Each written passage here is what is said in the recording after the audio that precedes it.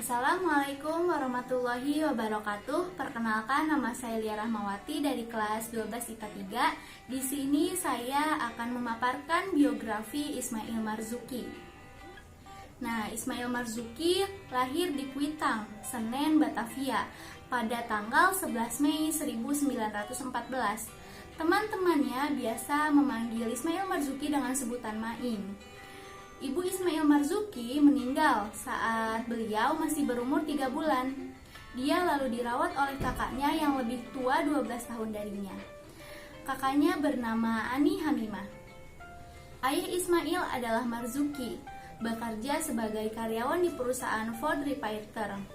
Gajinya yang lumayan besar membuatnya mampu membeli alat musik pemutar musik, seperti gramofon dan beberapa piringan hitam. Tentunya beragam seperti keroncong, pop, gambus, dan lainnya.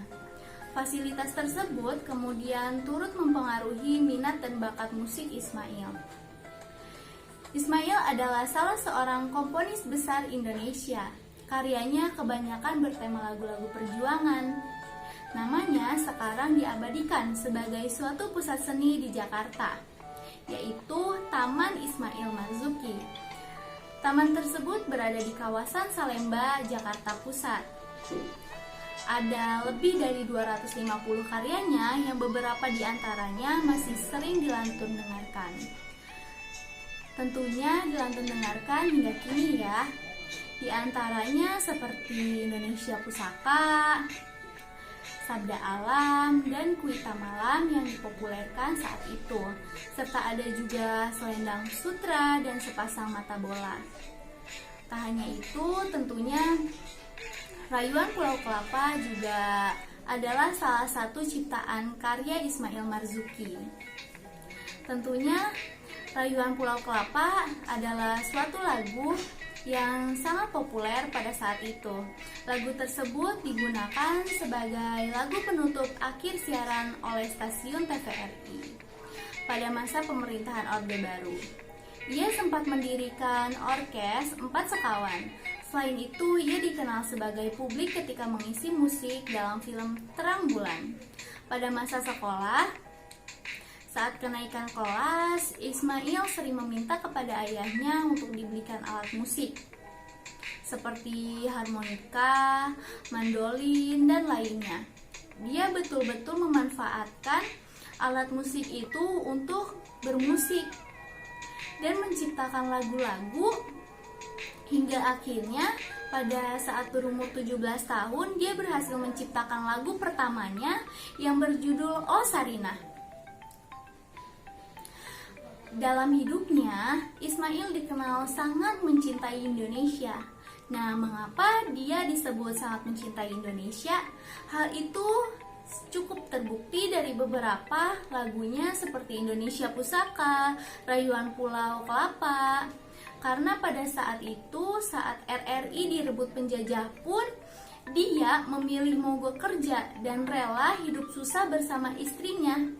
Nah, setelah lulus sekolah, Ismail bekerja di Sokoni Service Station sebagai kasir. Gajinya yang sebesar 30 gulden per bulan ditabung oleh dirinya untuk membeli biola. Tak lama bekerja menjadi kasir, dia lalu keluar dan bekerja di perusahaan dagang Kakanis yang menjual alat-alat musik dan tentunya merekam piringan hitam. Dia betah kerja di tempat kerja barunya karena tempat kerja itu sejalan dengan hobi musiknya. Sejak kerja di situ pula, dia rajin membeli piringan hitam musik-musik instrumen barat seperti samba, tango, dan lainnya. Bakatnya di bidang musik semakin terasah sehingga di usia muda Ismail dia sudah menguasai banyak alat musik, tentunya seperti gitar, piano, akordeon, ukulele, rebab, harmonika, biola, dan lainnya. Tentunya itu semua sudah dia kuasai sejak dia berada di usia yang muda. Nah, saat usianya menginjak 23 tahun, Ismail bergabung dengan grup orkes Live Java pada tahun 1937. Sejak saat itu, kemampuan musiknya meningkat dengan cukup pesat. Dia mampu mengaransemen lagu beragam genre, seperti pop, keroncong, seriosa, dan lainnya. Dia juga punya banyak kesempatan untuk tampil di radio dan di acara-acara pentas. Tentunya, dia tampil untuk acara-acara yang cukup besar. Ismail melakukan rekaman pertama melalui perusahaan Polydor dan Odeon.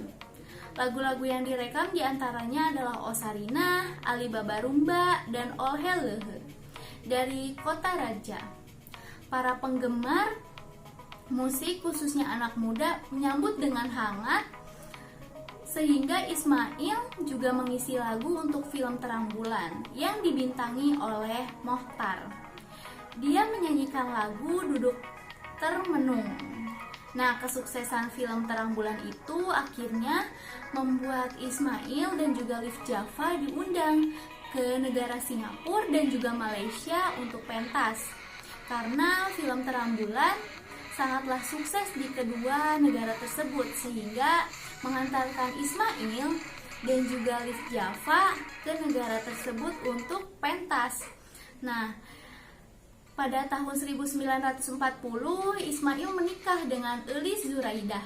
Keduanya tidak dikaruniai anak, namun kemudian mereka memiliki seorang anak angkat yang bernama Rahmi Azia.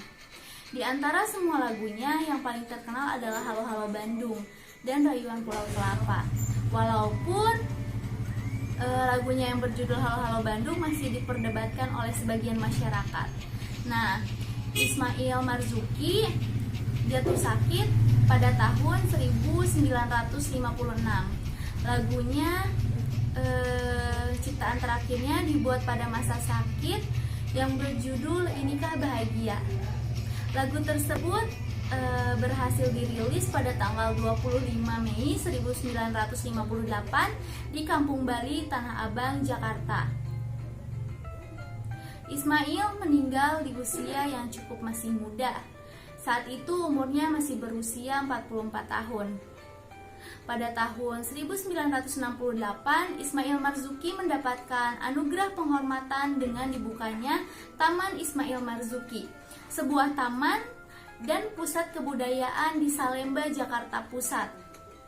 Nah, selain itu, beberapa peninggalannya dipajang di tempat tersebut. Tentunya seperti biola, akordion, jam dinding, dan lainnya. Ismail Marzuki selama ini diyakini sebagian besar masyarakat Indonesia sebagai pencipta lagu Halo Halo Bandung, walaupun hal itu masih diperdebatkan. Itulah biografi dari Ismail Marzuki yang dapat saya paparkan. Kurang lebihnya mohon maaf. Terima kasih. Wassalamualaikum warahmatullahi wabarakatuh.